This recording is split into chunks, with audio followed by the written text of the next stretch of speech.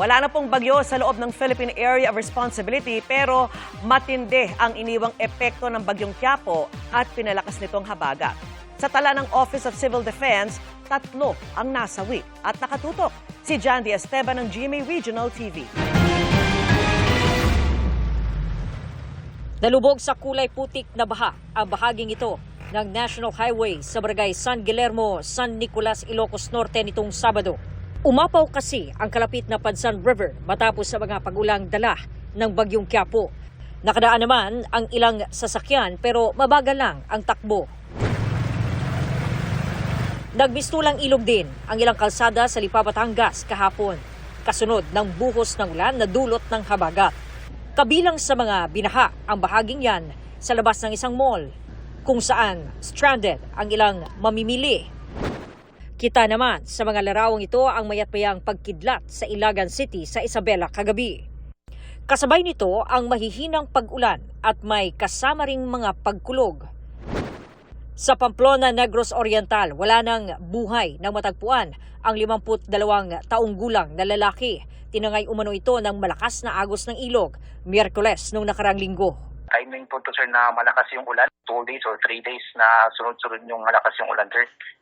And then si victim po sir is known po siya na tumatawid po talaga. Yung mga nakaraang araw po talaga sir, medyo malakas-lakas po talaga yung ulan sir doon sa Pamplona na nag-cause po talaga na medyo tataas din po yung level ng river.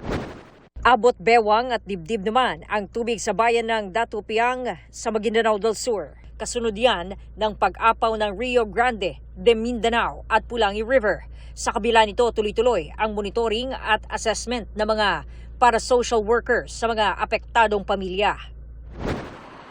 Sa Davao City, nagdeklara na ng state of calamity ang Barangay Los Amigos sa Tugbok District dahil sa matinding pagbaha. Ayon sa kapitan, nasa 80% ng mga residente sa kanilang barangay ang apektado. Binaha rin ang 17 classroom sa isang paaralan sa Bangkal, Davao City. Mahigit 400 estudyante ang naapektuhan ng mga pagbaha, kaya nagpatupad muna ng blended learning. So our resumption of classes po will be on August 3, Monday. So we are hoping that we will be able to finish all the cleanup drive. Sa pinakahuling datos ng Office of Civil Defense, 3 ang naitalang nasawi sa hagupit ng bagyong Quiapo at pinalakas nitong habagat.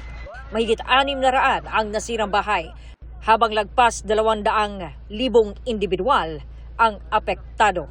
Jandy Esteban, nakatutok, 24 oras.